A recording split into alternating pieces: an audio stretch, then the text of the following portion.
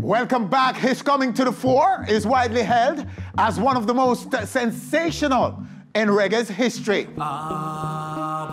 This as his music bridges the long-standing gap in Jamaica between the youth-driven dancehall and the roots reggae genre. And was in some circles being hailed as the new messiah of roots reggae. They see me smile, but they don't know what I feel inside. But like some keen observers warned, it wasn't long before the local space slighted his messages of spiritual awakening. I miss a love and patience, fly over crows and ravens, and social justice. Welcome the savior, welcome the Rasta youth. And reverted to their disposable dancehall ways. Some going as far as to declaring his fire cooled in Jamaica. I never ask you, not know what you tell me. But is it really? The Captaland singer agreed to a career chat with us the morning after a blistering performance aboard the Royal Independence of the Seas during Jamrock 2016. Chronixx, congratulations, sir. So good to have you to talk to today after such a fantastic performance last night that many are talking about today. All right, talk about your career for me now over the last 2 years. I think that's about the time we haven't heard much from you directly. We've had some anecdotal interviews, but let's sum up the last 2 years for me. I would call it a deliberate absence. You know what I mean? Because, I mean, you have to find a balance somehow, you know what I mean? I don't want to always be in a position where I feel like I have to always keep up and stay relevant in the sense of media presence, you know what I mean? I feel like once the music itself is still in the hearts of the people, then, you know what I mean, that's just as much as what we need. And also that silence also gives you the right space to connect with your musical self, you know what I mean? Okay. So, I mean, personally, my reality have changed a lot since the time when I was writing Start a Fire and They Don't Know and all of those music. So, in what ways? In ways like, you know what I mean, you can't walk on the street without somebody asking you for a picture. There's a lot of things that can bring a level of delusion upon you. Where if you don't find a way to create some form of silence so you can connect with that Jamar that wrote They Don't Know, Start a Fire, Here Comes Trouble, all of those songs.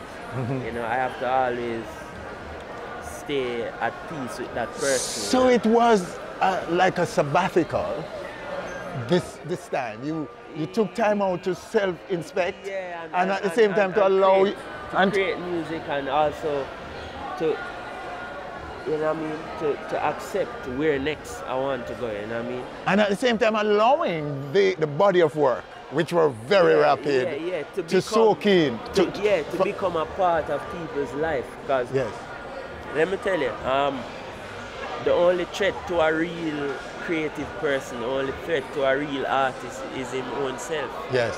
You know what I mean? The only person who can kick Bounty Killer out of business is Bounty Killer. Yes. The only person who can get Sizzla Kalonji out of business is Sizzla Kalonji. You know? So I don't want to compete against my own music. Just, so, you know what I mean? For the sake of quantity. You know what I mean? I mean, if they can play one song on the radio every day, then, I mean, for 10 years, that's better than being played 6 times for 2 years. Aren't you?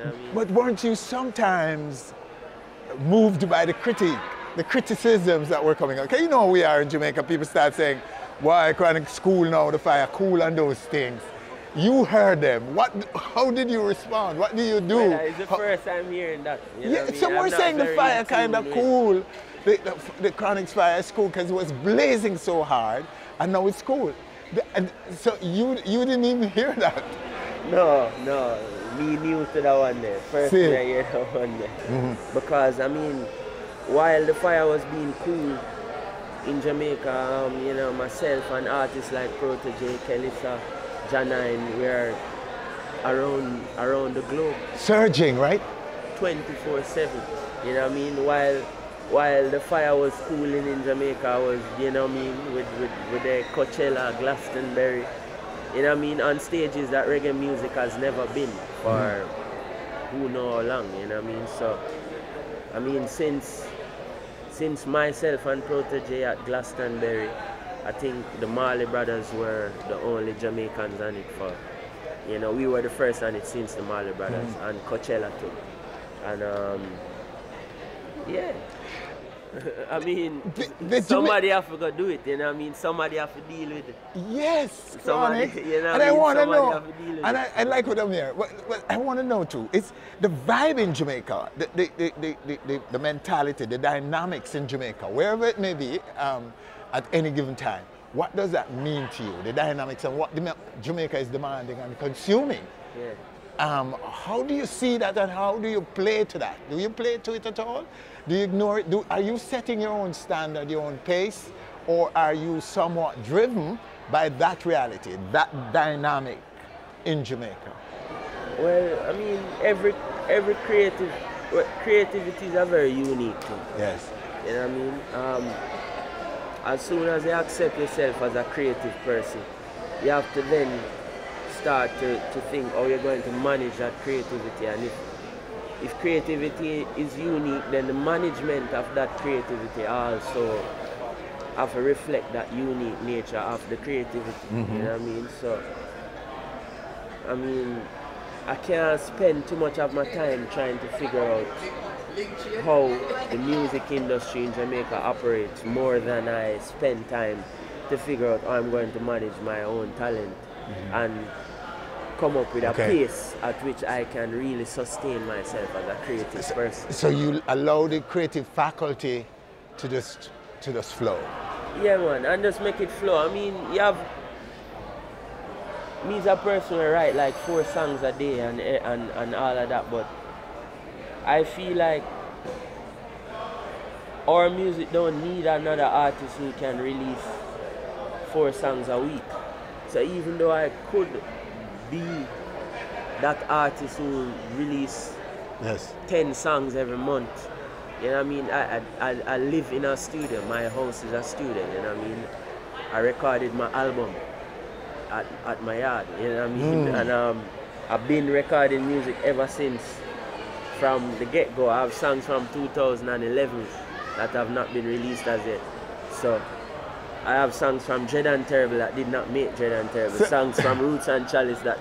So it's like there's so much music, but I feel like what reggae music need now is somebody to conceptualize artistically and not just release a song because you just finished recording it, you know what I mean? But, you know what I mean?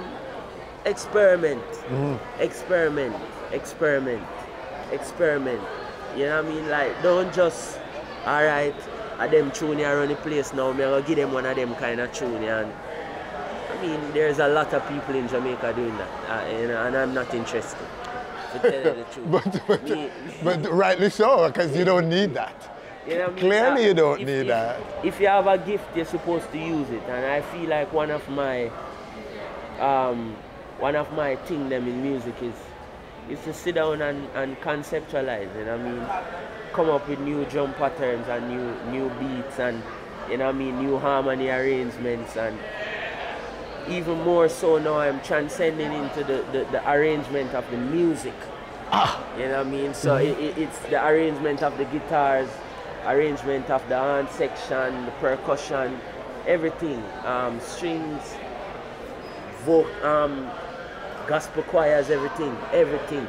You know what I mean? So everything when we learn from school to home to church, everything, I'm trying to now, you know what I mean, connect to that deeper culture of not just reggae music, but that African beat that have been present in our music since day one. Yes. From mento, ska, blues, jazz, rock steady. You know what I mean? So you're directing, you're musical director of self, of your career, Chronixx, and isn't that what we saw last night? Because to me, listening on, because I've heard you and watched your performances all the time, and last night I saw a band that was, I couldn't find anything that was not like in total harmony. Everything was so perfect last night, it appears. Yeah. And that's your own, and I understand that you're rehearsing consistently. So isn't that a product of your own taking charge of your creative direction? Yeah. And it is evidence of what is happening in Jamaican music right now, which is, you know, people more focused on the music and less on the trends and what is trending. You know what I mean? I would rather, if I'm being paid as a musician, I want to make the news for my music. If I'm being paid as a musician, I want to be known for my music. If I'm being paid as a musician, then I don't want my fashion to outweigh my music. I don't want the gossip to outweigh my music. So whenever I push the music that hard, is a defense against all the other things that threatens my music, like the hype, the noise, the trends. You know what I mean? These are the threat to Jamaican music. Because listening, the trend can kill your sound. Because here comes a new trend and everybody forget what them was doing. Everybody forget the Dave Kelly thing, gonna do something else. Then the Dave Kelly thing becomes a trend and them get thrown off because them never keep up with it, and now somebody else rather keep up with it more advanced by your own thing than you. And we can't, I personally can't afford that to happen to me. You see me, because me's a Jamaican. Me more Jamaican than anybody else. You know what I mean? If as a Jamaican musician, I should be the go-to person for Jamaican music. You know what I mean? When you want Jamaican music, you're supposed to know directly Damian Marley, Tarrus Riley, without even question. Like I shouldn't be thinking about anybody else when it comes to reggae and dancehall and our vibes. You know what I mean? Yeah. So that's the thing. We just are keeping at the vibe. So whenever it becomes a trend, we're there still, you know what I mean? But really and truly, we're not doing it for the trend. We're doing it in and out of season. We're doing it when the fire hot, and we're still doing it when the fire cool. All right, right. It no matter. All right, talk a little bit about the near future now. Where do you go from here? So from I'm finishing the production stage of my debut album. Wow. A very interesting process. Yes. Nice. And interesting credits for you on there. Yes. I'm working with some talented people from across the world. You know what I mean? And a lot of local talent in terms of producers and musicians. I have zinc fence musicians playing on it. I have some more veteran Jamaican musicians playing on it. I have musicians from Chicago, musicians from London, you know what I mean? Nice vibe, you know what I mean? So we're kind of just, you know, connecting cultures to find that deeper culture, you know what I mean? So yeah.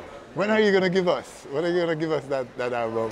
I mean, as soon as it is given to me. Yes. As a finished thing. Okay. So you're not putting yourself on any timeline on it? No timeline? I would love to, but I find out now even more than ever before that you can't program music like that. Same. You know what I mean?